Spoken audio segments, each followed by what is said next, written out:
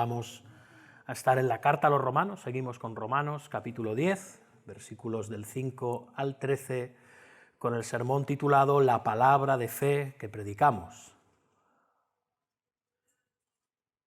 ¿Cuál es la palabra de fe que predicamos? Pues lo vamos a ver, venga. No antes sin pedir la bendición del Señor. Padre Dios nuestro, nos presentamos delante de ti. Tú que eres Dios lleno de gracia, misericordia, verdad. Un Dios tan por encima de nuestras bajezas. Pero aún así, un Dios que entró en el tiempo desde la eternidad, a través del vientre de una joven virgen judía, María. Y el Señor Jesucristo se encarnó a favor de nosotros, en su vida, en su muerte, en su resurrección y su ascensión. Te damos gracias, Padre. Gracias por tu misterioso e incomprensible plan de salvación. Gracias por el Evangelio. Eso es lo que hoy queremos predicar.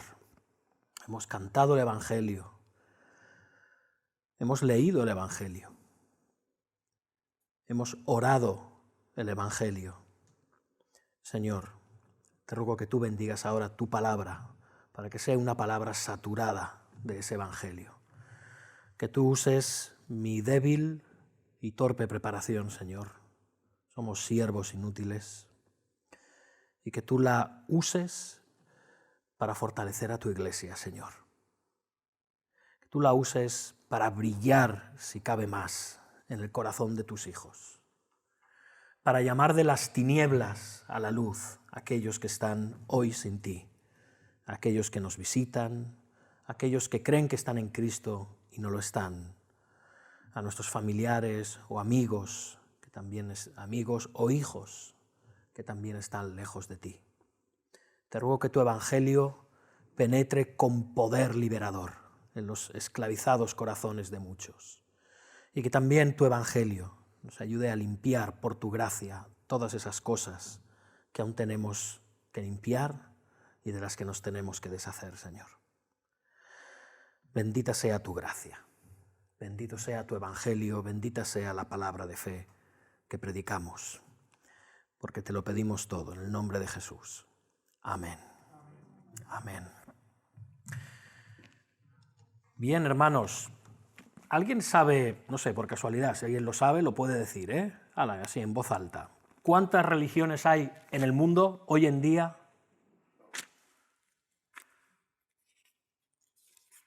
Hay muchas, Si vais a cualquier almanaque o revista especializada, existen actualmente 4.200 religiones. Eso sin contar las miles y miles de religiones que han aparecido y se han extinguido a lo largo de la historia. Multitud. Ahora bien, como esto es un panorama tan confuso, hay quien se pregunta, bueno, entonces, ¿cuál es la religión verdadera? Bueno, hermanos, para ser francos, todas las religiones pueden agruparse en una sola creencia, en una sola, que el hombre debe alcanzar la salvación, da igual lo que las personas entiendan por salvación, por medio de sus propios esfuerzos.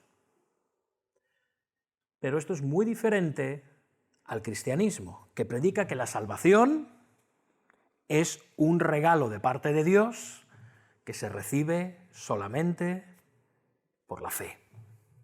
Y nada más que por la fe. Por eso, como he oído por aquí, podemos decir que solo hay dos religiones en este mundo. Realmente solo hay dos religiones en este mundo: salvación por obras, salvación por fe. No hay más. O descansas en tus propias obras para alcanzar la salvación, o descansas en el regalo que nos ofrece Dios por medio del sacrificio de su Hijo Jesucristo, por medio de creer en ese sacrificio. No hay más. Pero no seamos tan injustos con nosotros. Al fin y al cabo, la salvación por obras es algo que tenemos incorporado en nuestro ADN. Todos llevamos un legalista dentro. Todos llevamos un pequeño católico romano dentro. Nos viene implantado de serie. Y esta es la razón por la que el Evangelio de la gracia, resulta tan chocante para tantos. Resulta confuso. Porque todos nacemos presuponiendo que no hay nada gratis en la vida, que te tienes que ganar las cosas. Todos pensamos que nada viene porque sí, ¿no?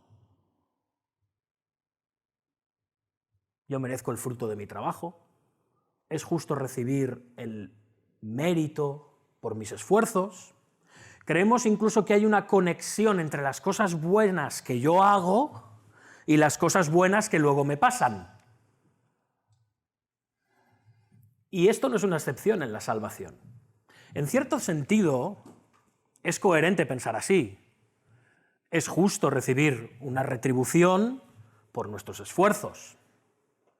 No es nada inapropiado pensarlo. Hay una justicia inherente. Al fin y al cabo, la palabra justicia, si la tuviéramos que resumir, quiere decir dar a cada uno lo que se le debe, ni más ni menos que lo que se le debe. Recordemos, el obrero es digno de su salario. O sea que en un sentido, vamos a decir, horizontal, de cómo Dios ha dispuesto las cosas, hay una justicia real en ello. Y es injusto no retribuir a aquellos que merecen algo por un trabajo, por un esfuerzo. Bien, bien. El problema es cuando queremos pasar esto a la salvación. Porque la salvación no es algo horizontal. A ver si me seguís. Es algo vertical. Es algo que viene de arriba. Las Escrituras nos enseñan que la salvación es del Señor. No nos la ganamos nosotros. Pero claro, ¿por qué pensamos que nada viene porque sí? Bueno, nos gusta pensarlo. ¿Por qué? Porque esto apela a nuestro orgullo. Ni más ni menos. Todos queremos experimentar la satisfacción del deber cumplido. Todos queremos ver el fruto de nuestro propio esfuerzo. Y lo mismo ocurre en la salvación, para muchos. Y esto nos lleva a la porción que estamos estudiando de la carta a los romanos. El apóstol Pablo está tratando de explicar, ya lo estamos viendo desde hace semanas, nos está explicando por qué los israelitas rechazaron al Mesías. ¿Por qué? Y la respuesta es que ellos no quisieron aceptar como un regalo la justicia que Dios les ofrecía por medio de Jesucristo. Lo vimos, Romanos 10, 3 y 4. ¿Recordáis? Hablando de Israel, dice, porque ignorando la justicia de Dios y procurando establecer la suya propia, no se han sujetado a la justicia de Dios, porque el fin de la ley es Cristo para justicia a todo aquel que cree. Los judíos querían conseguir su justicia ante Dios por sus propios medios, por sus propios esfuerzos, por sus propios méritos. No querían aceptar que eran impotentes para poder hacerlo. Pero este no es un problema exclusivo de Israel. Al fin y al cabo, la historia de la nación de Israel que vemos en las Escrituras no es más que un reflejo a pequeña escala, podemos decir, o a escala nacional, del principal problema del ser humano. O mejor dicho, del principal problema del corazón humano. ¿Y cuál es el principal problema del corazón humano? Que no queremos ir a Dios como mendigos necesitados de su gracia. Y por eso tratamos de llegar al cielo por nuestros propios, y añadiremos, estériles esfuerzos. ¿Recordáis la semana pasada? Preferimos hacernos delantales de hojas de higuera, que no solo se marchitan, sino que además solo nos cubren una parte del cuerpo. la otra nos la dejan al aire. Pero preferimos eso, ni más ni menos. Pero claro, ahora nos encontramos con que Pablo nos dice que Cristo es el fin de la ley.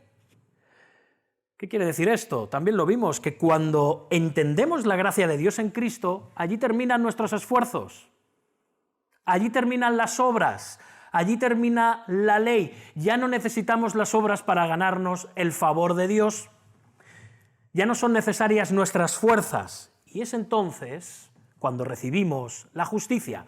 Y aquí nos encontramos ante una grandísima paradoja. Una paradoja no es una contradicción, esto es importante, ¿eh? La gran paradoja del Evangelio, ¿cuál es esta?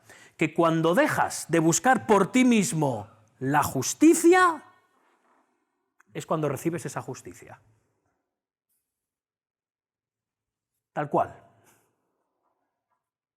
Y esto es lo que vamos a ver en este pasaje de Romanos, capítulo 10, versículos del 5 al 13, que os animo a todos a buscar, si es que no lo tenéis ya abierto. También os animo a dejar un punto, y de aquí nos iremos a otro lugar en la Escritura, pero volveremos, ¿de acuerdo? Romanos capítulo 10, y vamos a leer los versículos del 5 al 13. Nos vamos acercando al capítulo 11, porque todos queréis saber qué pasa con Israel, ¿no? Paciencia, paciencia. Romanos 10, versículo 5 en adelante, dice así: porque la justicia que es por la ley, Moisés escribe así: el hombre que haga estas cosas vivirá por ellas. Pero la justicia que es por la fe dice así: no digas en tu corazón, ¿quién subirá al cielo? Esto es para traer abajo a Cristo. ¿O quién descenderá al abismo? Esto es para hacer subir a Cristo de entre los muertos. ¿Mas qué dice? Cerca de ti está la palabra en tu boca y en tu corazón. Esta es la palabra de fe que predicamos, que si confesares con tu boca que Jesús es el Señor y creyeres en tu corazón que Dios le levantó de los muertos, serás salvo. Porque con el corazón se cree para justicia, pero con la boca se confiesa para salvación. Pues la Escritura dice: todo aquel que en él creyere no será avergonzado. Porque no hay diferencia entre judío y griego, pues el mismo que es Señor de todos es rico para con todos los que le invocan, porque todo aquel que invocar el nombre del Señor será salvo. Amén. Hasta aquí la palabra del Señor. Amén. Hermanos, no sé si es mi imaginación, pero acabamos de leer el Evangelio. ¿Tú quieres tener una idea clara de qué es el Evangelio? Memoriza Romanos capítulo 10, versículos del 5 al 13. Alguien dirá, bueno, aquí yo veo a Moisés, y ¿me puedes aclarar? Bueno, es lo que vamos a tratar de hacer esta mañana. Y por eso también he titulado este sermón de esta manera: la palabra de fe que predicamos.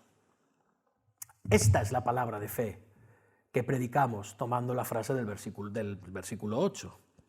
Y podemos dividir este pasaje en tres enseñanzas clave. No sé si hay gente tomando notas, así que luego lo iré repitiendo. Pero primero, tres enseñanzas clave. La primera: lo que era imposible de conseguir por la ley, Dios lo puso a nuestro alcance por medio de Jesús. Esta es la primera enseñanza.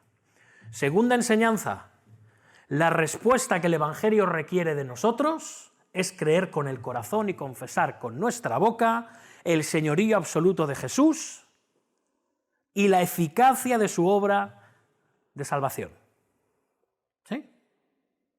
Y tres, la salvación que el Evangelio anuncia ha sido puesta al alcance de todos sin distinción. Estas son las tres ideas que vamos a desarrollar a lo largo de este sermón. Y la primera, ya lo hemos visto: lo que era imposible de conseguir por la ley, Dios lo puso a nuestro alcance por medio de Jesús. Este es el primer punto. Dice el versículo 5, porque la justicia que es por la ley, porque de la justicia, no sé, me como este de todo el rato, porque de la justicia que es por la ley, o sea, hablando de esta justicia, Moisés escribe así: el hombre que haga estas cosas, las de la ley, vivirá por ellas. Pablo está haciendo algo muy simple aquí. Está estableciendo el principio fundamental de la ley. ¿Sabéis cuál es el principio fundamental de la ley? Cumple la ley y vive. Este es el principio fundamental de la ley. Tiene un contraprincipio. Incumple la ley y muere. Pero se está centrando en lo positivo. Está citando el apóstol Pablo, de hecho, de Levítico 18:5. Levítico 18:5, no hace falta que lo busquéis, pero dice lo siguiente: por tanto, guardaréis mis estatutos y mis ordenanzas, los cuales, haciendo el hombre, vivirá en ellos. De nuevo, ¿te quieres salvar guardando la ley? Obedécela completamente sin violar ninguno de sus mandamientos durante toda tu vida. Ya está. Oh, ¡qué fácil! ¿No? Ya está. Obedécela y vive. Pero, ¿qué pasa? Que la ley es un todo compacto. Ocurre lo mismo con nuestros códigos penales o civiles. Tú no puedes decir, bueno, mira, esta parte del Código Penal la obedezco o no la violo, pero esta sí, ¿no? Te tienes que ceñir a la ley. Se supone que en los estados de derecho vivimos conforme a la ley y al derecho. No somos transgresores de la ley, somos buenos ciudadanos. Deberíamos. Pero volviendo a la ley mosaica, porque esto tiene implicaciones mayores, es obedece y vive, desobedece y muere. Tal cual. Santiago está diciendo, en Santiago 2:10, porque cualquiera que guarde toda la ley, pero ofendiere en un punto, se hace culpable de todos. Es más, el propio apóstol Pablo en Gálatas 3:10 está diciendo, porque todos los que dependen de las obras de la ley están bajo maldición, pues escrito está: maldito todo aquel que no permaneciere, atención, en todas las cosas escritas en el libro de la ley para hacerlas. Ya sabes, obedece la ley y vive. Hermanos, es imposible,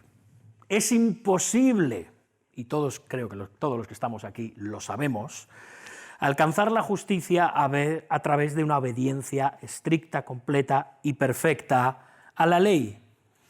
Pero Pablo quiere mostrarnos que lo que es imposible alcanzar por causa de la ley, Dios nos lo ha hecho accesible por medio de Jesús. Y Pablo pasa a mostrar su punto volviendo a citar a Moisés. Ya hemos visto que va a Levítico, capítulo 18, versículo 5. Primero lo hace para darnos ese entendimiento acerca de la ley y de los resultados de cumplir la ley. Los resultados son justicia y vida, ¿sí? Pero ya también nos ha mostrado el apóstol Pablo en repetidas ocasiones que esto no es posible. Así que ahora Pablo vuelve a citar a Moisés para mostrar que la justicia de Dios solo puede obtenerse por medio de la fe. Es más, por medio de la fe en Cristo. Y no olvidemos que la Iglesia de Roma, como ya hemos dicho muchas veces, está compuesta por una representación entre sus miembros de gentiles, de judíos, cristianos de origen judío, y él se dirige a ellos usando la ley, y en este caso Deuteronomio 30. Pero Pablo también se está dirigiendo a los legalistas de todos los tiempos. Un inciso, ¿qué es un legalista? No hace falta que lo digáis.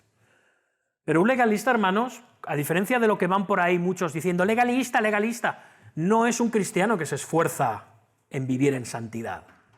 Eso no es ni más ni menos que un cristiano que se esfuerza en vivir en santidad. Un legalista es aquel que piensa que por su obediencia y cumplimiento y esfuerzo por vivir en santidad se gana la salvación. Eso es un legalista. Alguien que no entiende que ha sido salvo para ser santo, que no has de ser santo para ser salvo. ¿Sí? Paréntesis, porque a veces se nos escapa. Vivir en santidad no es legalismo, vivir en santidad es vivir en santidad, a través de la gracia de Dios, que nos ha perdonado y nos ha capacitado para vivir en santidad, para andar en el Espíritu. ¿Sí? Matiz importante. Bien, el mismo Moisés que en Levítico 18:15 nos dice, hazlo y vivirás, ¿sí? En cuanto a la ley, hazlo, si quieres hazlo y vivirás, sabía perfectamente que nadie puede alcanzar la justicia por medio de la fe, por medio de la ley. Lo vemos en los versículos de 6 al 8, fijaos. Pero la justicia que es por la fe, de la justicia que es por la fe, dice así, no digas en tu corazón, ¿quién subirá al cielo? Esto es para traer abajo a Cristo. ¿O quién descenderá al abismo? Esto es para hacer subir a Cristo de entre los muertos. Mas, ¿qué dice? Cerca de ti está la palabra, en tu boca y en tu corazón. Esta es la palabra de fe que predicamos. Y de nuevo, aquí está citando el apóstol Pablo, Deuteronomio, capítulo 30. El último sermón que predica Moisés antes de que Israel entre en Canaán. Resumiendo, ¿qué quiere decir todo esto que hemos leído?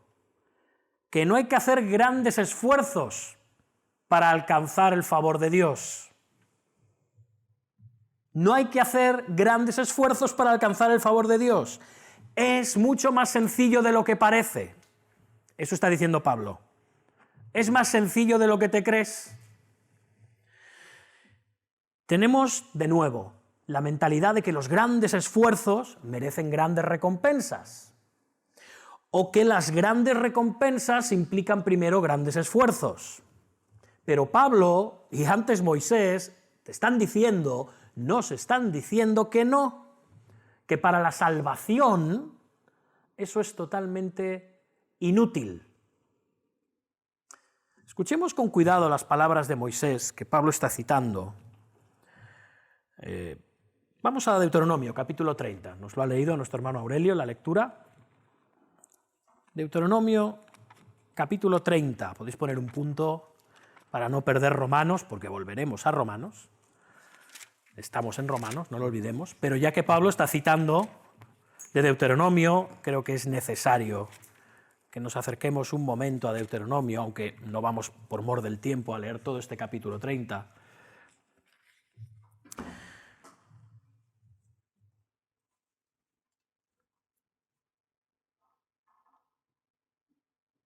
Escuchemos con cuidado las palabras de Moisés, que Pablo está citando. De nuevo, recordemos, Israel está a punto de entrar en la tierra prometida.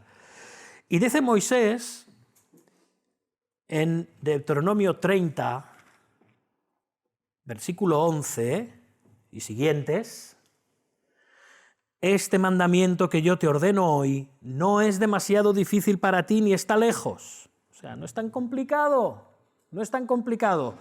No está en el cielo para que digas, ¿quién subirá por nosotros al cielo y nos lo traerá y nos lo hará oír para que lo cumplamos? No, hermanos, no está tan lejos como el cielo.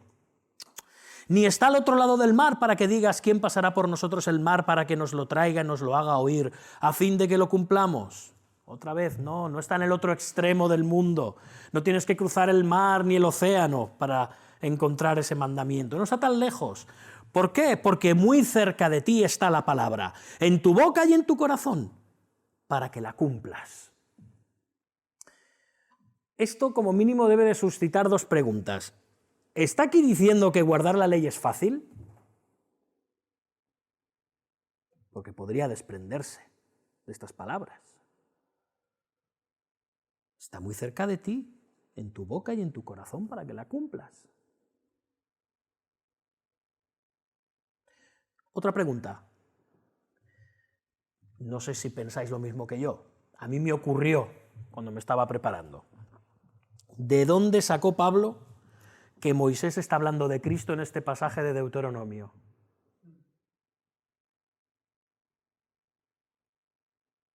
Porque es lo que está haciendo.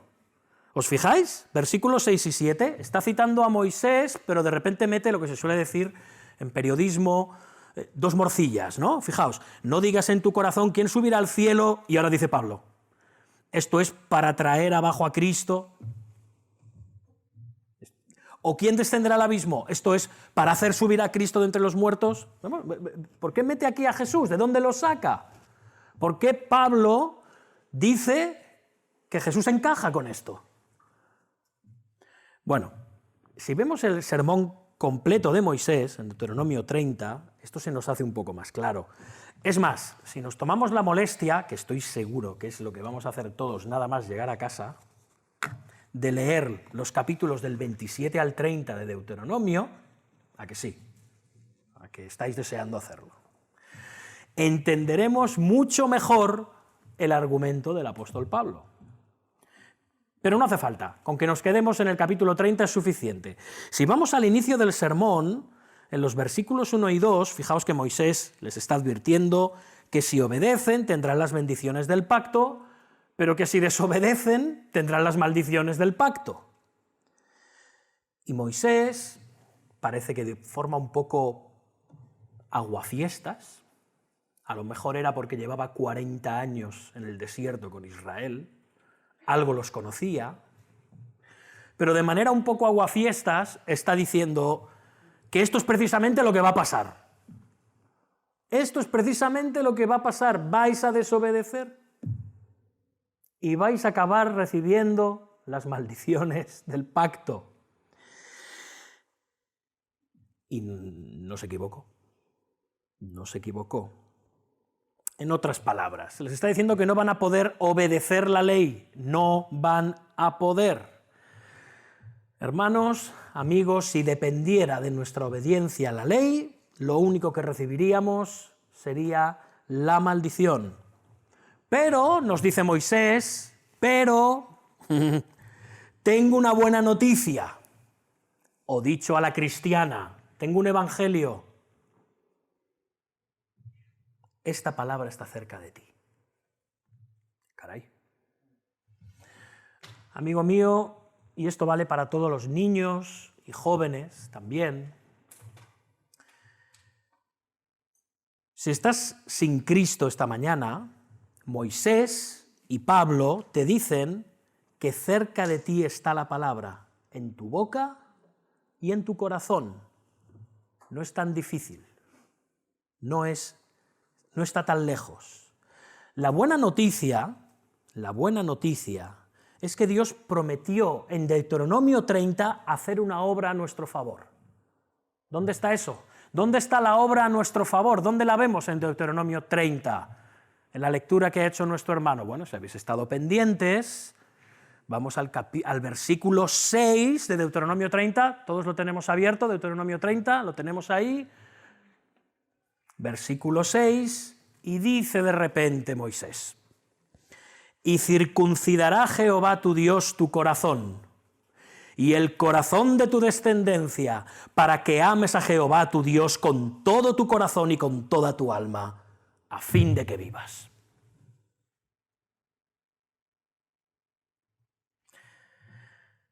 La circuncisión del corazón, y esta semana hablábamos en casa acerca de ello, no es nada más que la obra, nada más y nada menos, que la obra del Espíritu Santo en el corazón humano,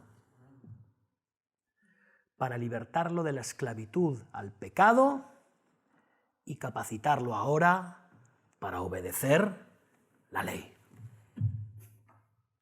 Esto es lo que es. Y Pablo sabe que Dios cumplió esta promesa de Deuteronomio 36, os la podéis redondear en vuestra Biblia.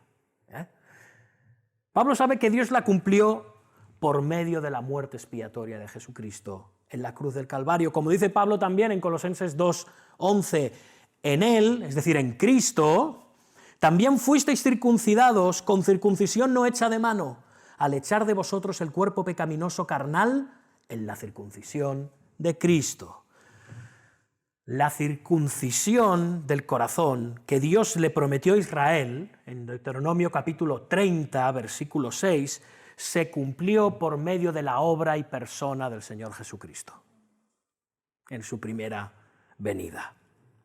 Por eso cuando Pablo introduce en Romanos 10 la idea de guardar la ley, ahora introduce a Jesús, porque Jesús lo hizo.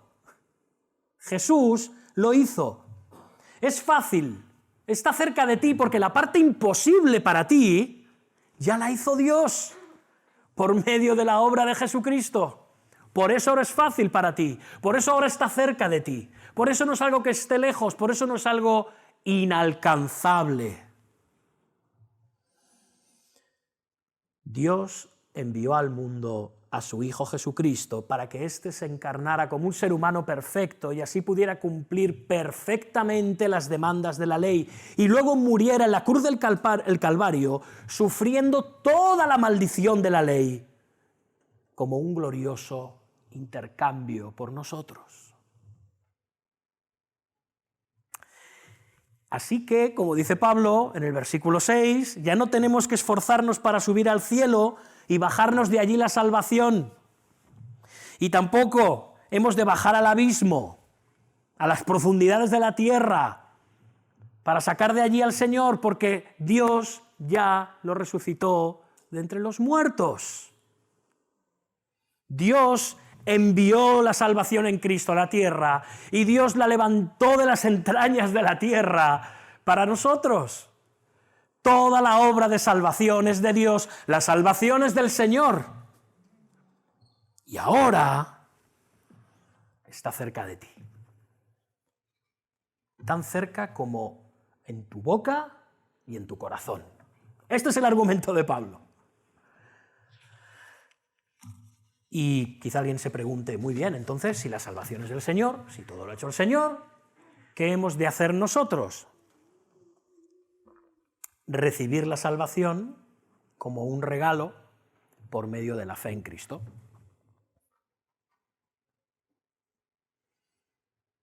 Ya os dije que íbamos a estar predicando el Evangelio. No estamos haciendo nada más. Ya empezamos la semana pasada y continuamos predicando el Evangelio.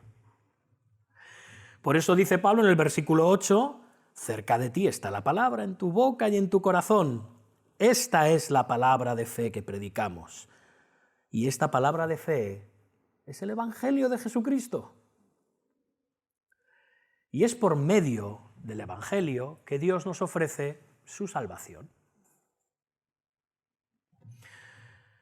Ahora, ¿cómo podemos apropiarnos de esta palabra de fe del Evangelio? ¿Cómo podemos apropiarnos de esta salvación tan grande que Dios ha provisto por medio de Jesucristo? Pues esto nos lleva al segundo punto, a la segunda enseñanza de nuestro sermón de esta mañana. 2. La respuesta que el Evangelio requiere de nosotros es creer de corazón y confesar con nuestra boca el señorío absoluto de Jesús y la eficacia de su obra de salvación. ¿Queréis que lo repita? Voy a repetirlo, ¿vale? La respuesta que el Evangelio requiere de nosotros es creer con el corazón y confesar con nuestra boca el señorío absoluto de Jesús y la eficacia de su obra de salvación.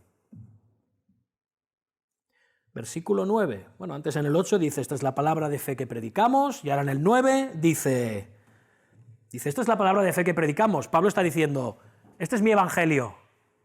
Este es mi Evangelio, ¿sí? Y sigue en el 9. Si confesares con tu boca que Jesús es el Señor y creyeres en tu corazón que Dios le levantó de los muertos, serás salvo. Amén. Dios lo hizo todo. Como Dios lo hizo todo, la salvación es un regalo, es por gracia. ¿Qué hemos de hacer nosotros? Creer con el corazón y confesar con la boca.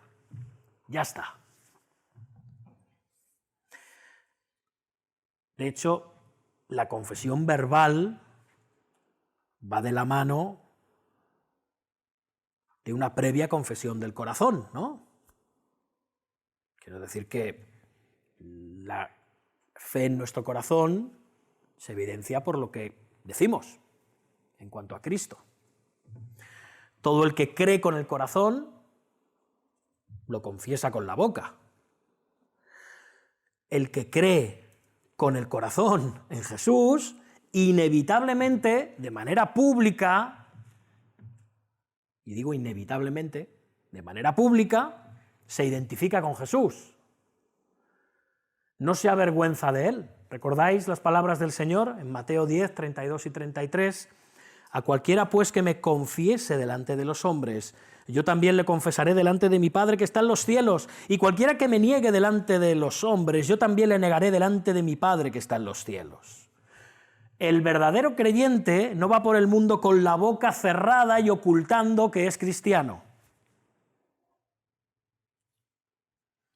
No estamos hablando de aquel que permanentemente está hablando del Señor, permanentemente. No estamos hablando de eso. Estamos hablando de alguien que confiesa, cuando es necesario, que Jesucristo es el Señor.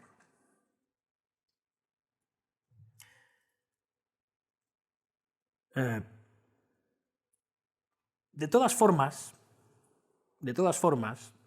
Pablo no habla de una confesión puntual tampoco, o de nuestra confesión en el día de nuestra conversión, o de nuestro testimonio el día de nuestro bautismo, o cuando le contamos nuestra experiencia de salvación a otro.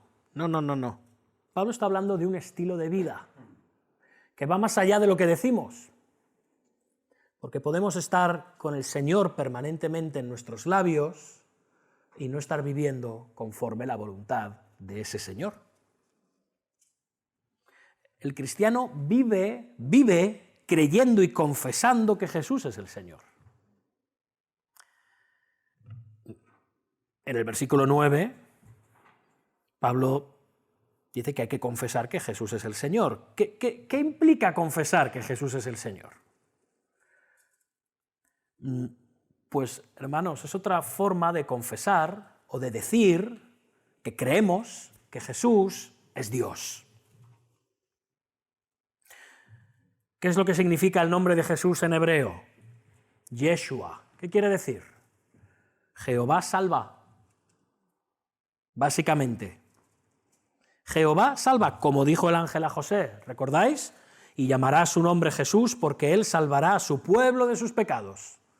Por eso le llamarás Jesús, porque él salvará a su pueblo de los pecados. Y caramba, el nombre de Jesús significa Jehová salva. Jesucristo es Dios. Vemos la relación, ¿no? Vemos la relación. Así que el verdadero creyente es aquel que cree no solo que Jesús vino a salvar a su pueblo de la esclavitud, del pecado y la muerte, sino también que Jesús es Dios, la segunda persona de la Trinidad encarnada.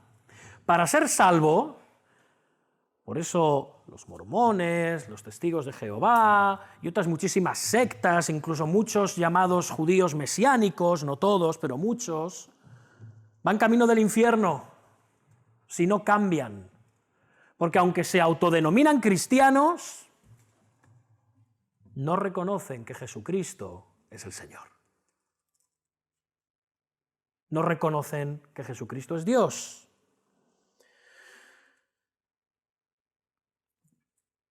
Y esto no es solamente un reconocimiento intelectual, va más allá. Implica reconocer que Jesús es el soberano de tu vida. Es una rendición total del yo a Cristo. Es someterse a su señorío, a su dominio. Fijaos, Señor, Jesús es el Señor. Este es el nombre que se usaba en el Antiguo Testamento para referirse a Jehová. Cuando se habla en el Antiguo Testamento del Señor, se usa la expresión, el nombre Adonai. Adonai. ¿Sí? Hemos cantado hoy acerca de Adonai, el Señor. Y esto es una referencia a la divinidad de Jesús. Pero también es un título que quiere decir soberano, amo, gobernante, dueño. Esto quiere decir Adonai o Señor. Jesús es Adonai. Jesús es el Señor. Jesús es Dios. Pero no solo eso. Es tu amo, tu dueño, tu gobernante. No se puede ser cristiano sin reconocer esto tampoco. El cristiano es aquel que cree con el corazón y confiesa con su boca que Jesús es el Señor, su amo, su dueño, el amo de su existencia. Es una contradicción confesar que Jesús es el Señor y seguir viviendo como si nuestras vidas fueran nuestras. No, tu vida no es tuya, cristiano. Tu vida ya no es tuya, ya no te perteneces. Tu vida es de Dios. Es increíble escuchar decir a cristianos, sobre todo cuando quieren justificarse por malas acciones, por malos comportamientos, ¡es mi vida! ¡Es mi vida! Pues un cristiano tiene que borrar esa expresión de su vocabulario, la tiene que erradicar, porque Jesucristo es el Señor. El mismo Señor Jesucristo en Lucas 6:46 dice, ¿recordáis? ¿Por qué me llamáis Señor, Señor, y no hacéis lo que yo digo?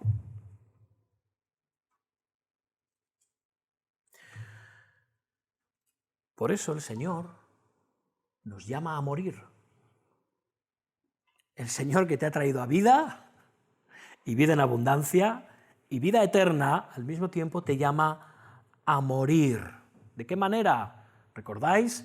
Si alguno quiere venir en pos de mí, niéguese a sí mismo, o sea, mate su yo, suprima su yo, erradique su yo, tome su cruz cada día, tome el instrumento de muerte y de humillación que es la cruz y sígame.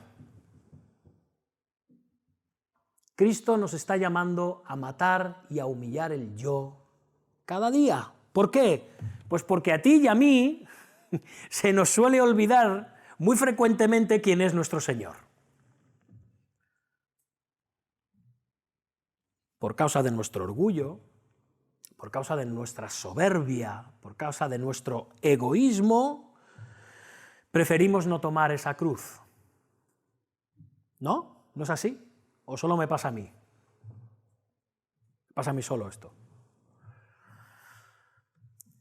Sigue Pablo, versículos 9 y 10, que si confesares con tu boca que Jesús es el Señor y creyeres en tu corazón que Dios le levantó de entre los muertos, serás salvo. Porque con el corazón se cree para justicia, pero con la boca se confiesa para salvación.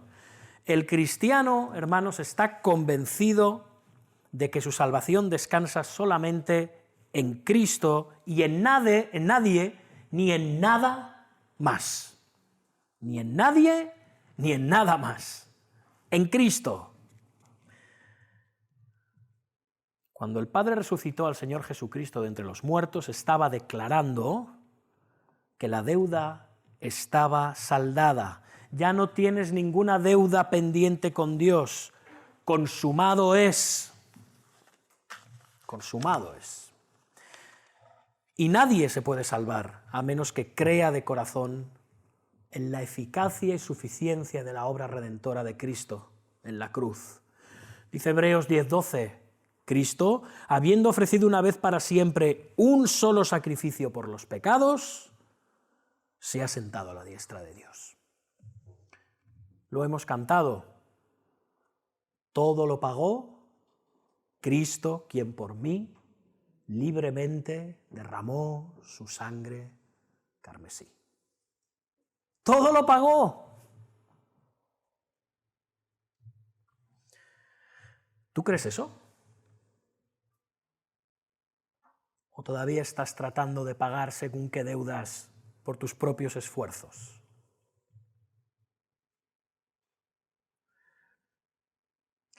¿Tú crees que al que no conoció pecado, por nosotros lo hizo pecado, para que fuésemos hechos justicia de Dios en él? No hay que hacer ningún esfuerzo sobrehumano, ninguna penitencia. No hace falta irnos descalzos a Montserrat. Es un regalo y se recibe por fe para todos, sin excepción, para todos. Gloria a Dios.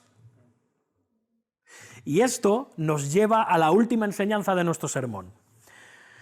La salvación que el Evangelio anuncia ha sido puesta al alcance de todos sin distinción por medio de la fe. Ha sido puesta al alcance de todos sin distinción por medio de la fe, versículos del 11 al 13. Pues la Escritura dice: todo aquel que en él creyere no será avergonzado, porque no hay diferencia entre judío y griego, pues él mismo, que es Señor de todos, es rico para con todos los que le invocan, porque todo aquel que invocar el nombre del Señor será salvo. Pablo, fijaos, ¿tenéis abierta la Biblia en Romanos 10? ¿Sí? Fijaos qué interesante. Pablo está aquí enfatizando la misma verdad una y otra vez en estos 3 versículos. ¿Qué verdad? ¿Cuál es la palabra que veis que se repita más?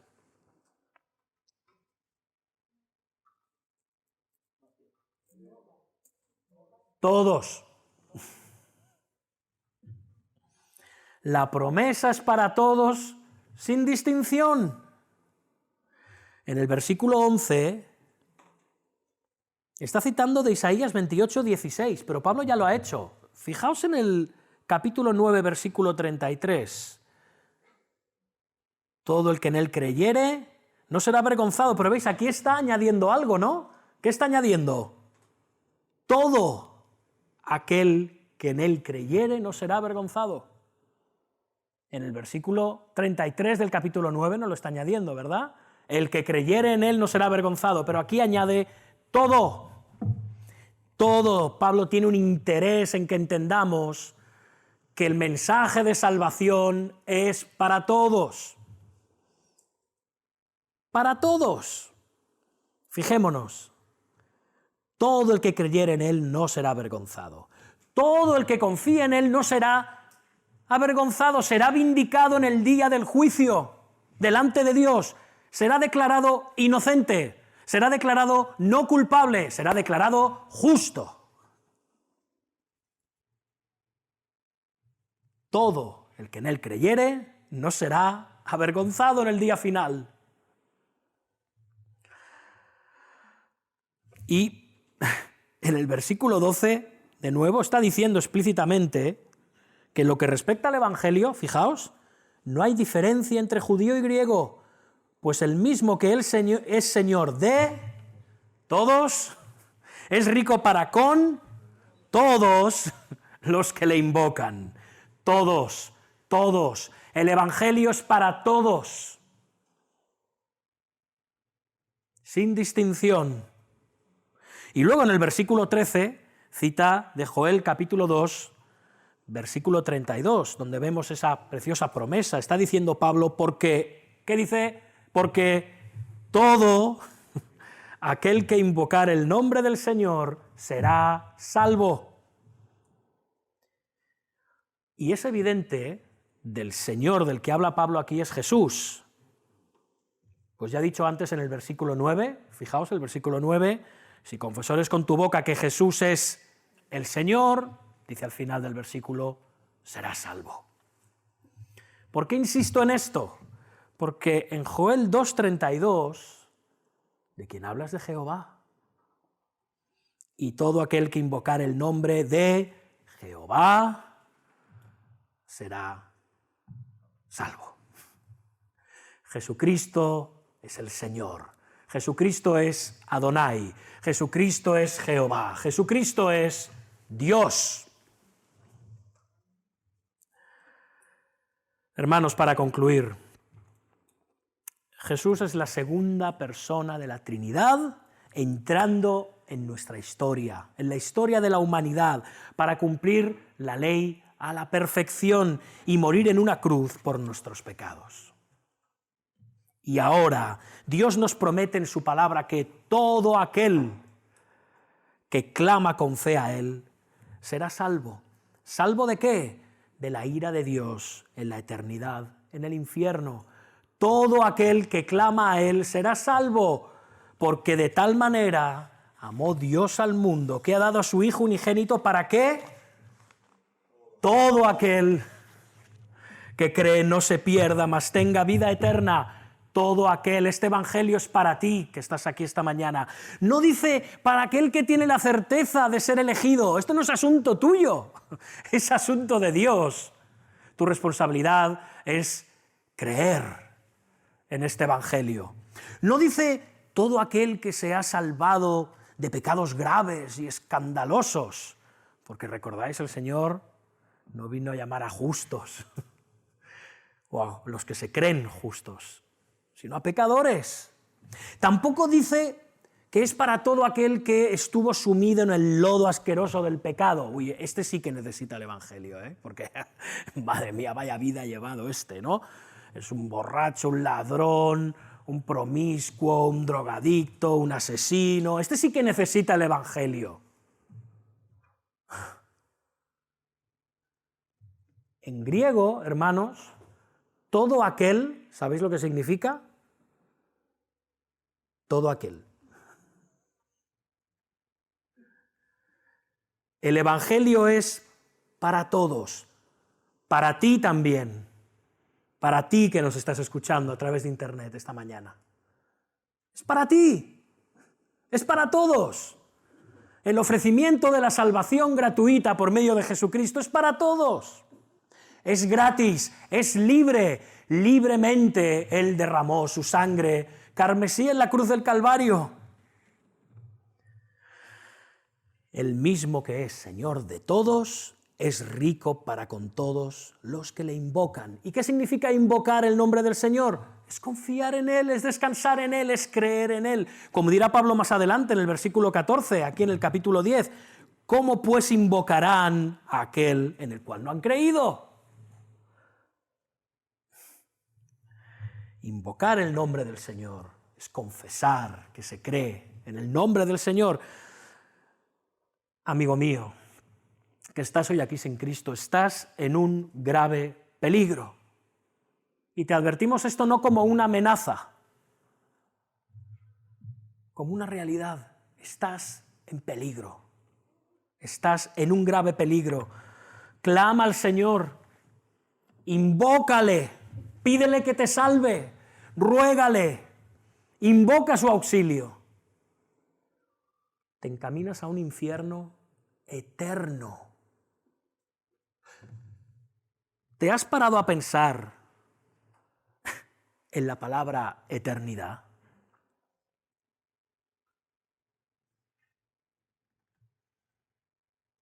Tu eternidad.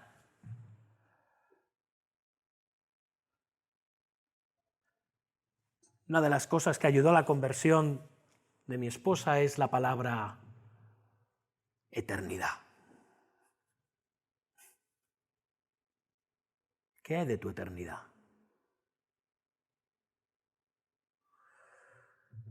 Señor, sálvame.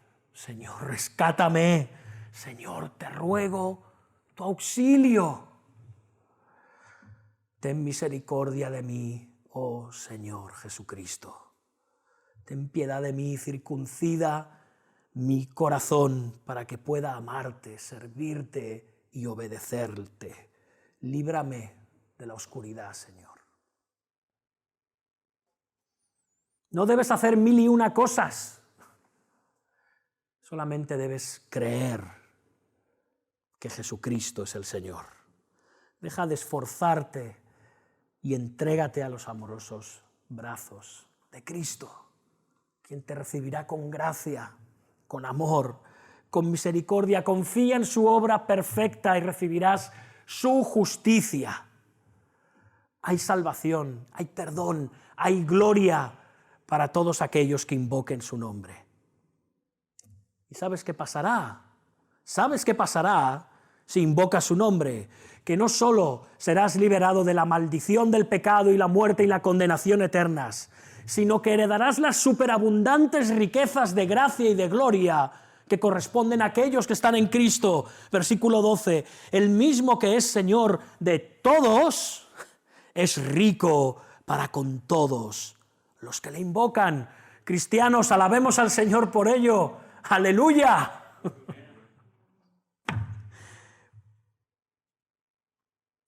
Y si no eres cristiano, pídele al Señor que te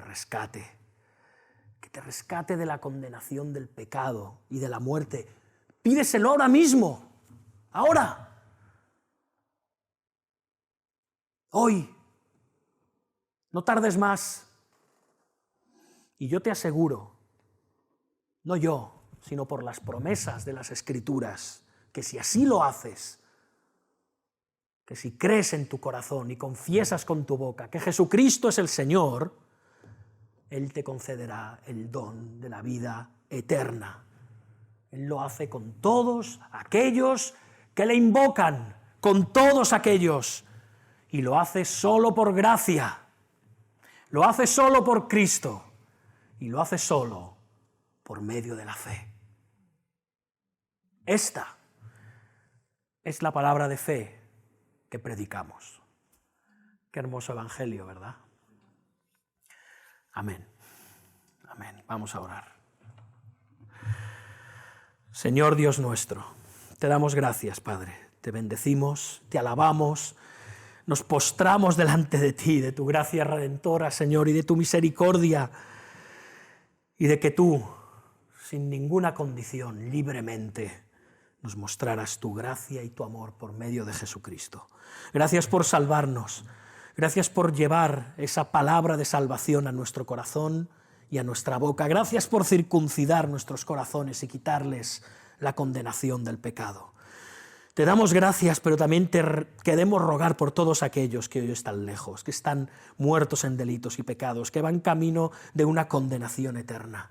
Que tú los llames, que tú rompas la dureza de su corazón, que tú arranques esos ídolos que hay en ellos y que no les hacen ver tu gloria, tu gracia, tu misericordia, ese precioso regalo de la salvación en Cristo.